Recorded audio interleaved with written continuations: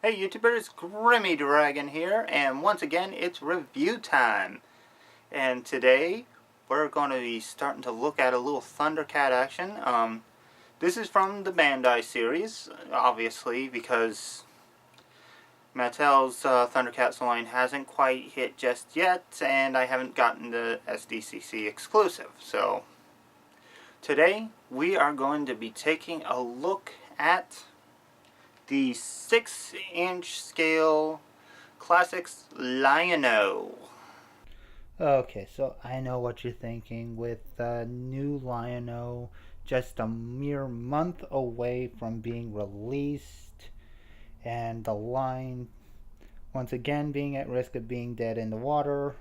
Why review the last version of Lion-O? Uh, well, I kind of want to build up some hype for the new one, and it feels like it's a good time to, just it feels kind of relevant now since we're probably going to be comparing the new Lion-O to this one. Anyway, so yeah, may as well. Okay, well, that said, let's get a good look at them. All in all, the sculpt and the paint job are done fairly well. It is a very nice cartoon accurate Lion-O, and I do like it. There is a little bit of a complaint. For some reason, Bandai decided to give him a screaming face. And this isn't like Figuarts where you can adjust the face, change the head, or, change that look. You're stuck with that face all the time. Which is a sad thing because I don't think everybody wants him screaming all the time. You know, nice that they put emotion in, but probably not the best choice for an expression. But aside from that, the paint job on the face is done very well. Not a lot of bleed, not really any bleed to speak of. I mean, those eyes are done real sharp. The hair looks good. All in all, this does look pretty nice. I just wish it had a different expression. The body is got that blue armor. Looks pretty good. Has a nice gloss to it, so it's shiny. And I like the dark blue trim. So it works. It looks just like Lano. It even has the exposed abs. And that belt is done very well. Very crisp Thundercat logo on the buckle. And I do like the silver and metallic blue for it. So that works pretty good. Boots are done fairly well. Zoom in. Has a nice silver trim. And the blue is very vibrant. Only complaint is that the joints are in a different color.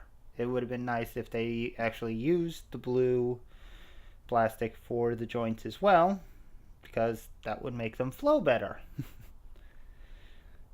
Yeah, it's these little nitpicks that really bug people, myself included, but yeah, that's how it was. So let's look at articulation next. So we got a left and right swivel at the head. Has no real movement up and down, so you're only getting left and right movement, which is not good. Shoulders are universal. Forward, back, in and out. Very, very fluid. Got the bicep swivel.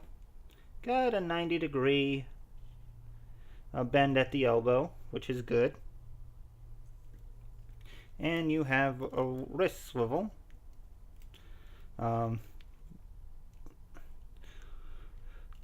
Like, chest can go left and right for some reason. Waist can swivel. Belt's a separate piece, so it won't really get in the way too much, but it is attached to the front, so it will hinder some movement. You got universal hips, so forward, back, in and out. Not really far back though. Got the thigh swivel with the muscles kind of forming around the upper thigh just to hide it better. Got double jointed knees, always good, always welcome. Got a boot cut joint, pretty cool, forward backward at the ankles, and a little rock at the ankle. A little rock at the ankles as well. So posability is pretty good. Not perfect, but still pretty good. One thing I did forget to mention, turning him around. A lot of exposed screws. Probably not the best way to go. Just saying. But for accessories, you may have noticed some of them hanging off his waist or his thigh. Yeah, you got the claw shield and the sword of omens, which looks pretty good. This little holster thingy is just a ball point peg thing that just goes onto the waist. You have the mini sword of omens. And for the other accessories, you do have alternate hands, open and close for, like, open and gripping for either side. And then you have the fully extended sword of omens. And this is a softer plastic, not as gummy as the 8-inch versions, so it will hold its form pretty well, which is good. The other one would bend under its own weight, which was not good, but yeah. But he can hold either sword in the gripping hands quite well. And the claw shield actually works like an alternate hand, as well as being a holster for the mini sword. And basically you change the hands so much like you would a figure art, where you just pop the ball joint, and then you can take your alternate hand or claw shield. There is a ball socket in there somewhere. Trust me, it's there. Here's what it looks like on the alternate hand. But you just pop that in. You can hear it pop and it's good. So yeah, he is quite easy to arm up. His accessories are pretty much everything he needs and nothing more, but you know, that's okay. That'll work. Now, I guess we should get some comparisons in. Back him up a bit. Zoom out just a hair. So, we'll start by comparing him with the 8-inch version that came out not very long before this 6-inch one. And yeah, size difference, and the fact that he's got a more calm face work out pretty well for that one. But this one does have like the bonus chrome swords from like that red Lionel. I just prefer to have them with those, so that's just me. But yeah, aside from the size and the face, not much of a difference between these two. Now I don't have, well, before we get to that, I'm sorry, let's put him with the Classics Mumra that was in the same wave as him. And these two look good together, I'll admit it. They really do look good. I'm glad to have them both. I'm kind of interested to see how this one looks with the new Thundercats.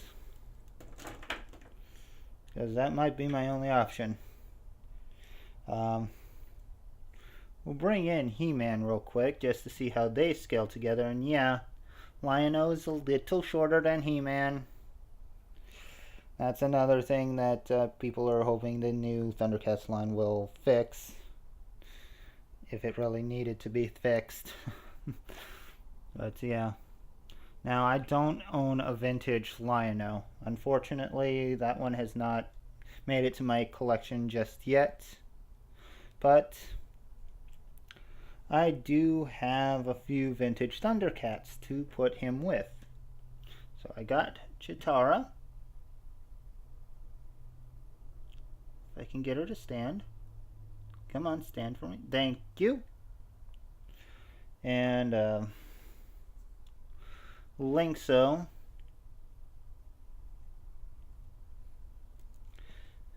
Panthro. And Tigra. And last but not least, Mumra, the Ever-Living. Yeah, the vintage one. So yeah, he actually does look good with the LGN vintage toys. Obviously, there is a difference in sculpts here, but it's not horrible. I mean, at least they scale well together. But all in all, if Bandai actually managed to continue the Thundercats line without canning it when they did, I think we would have had a really good set of Thundercats. Unfortunately, that's not going to happen with Bandai. We can only hope the new classics will do it. We can only hope Super 7 will get that license. So that'll wrap things up for Lion-O. A really nice figure. A shame Bandai never really put the effort to give us the rest of the characters.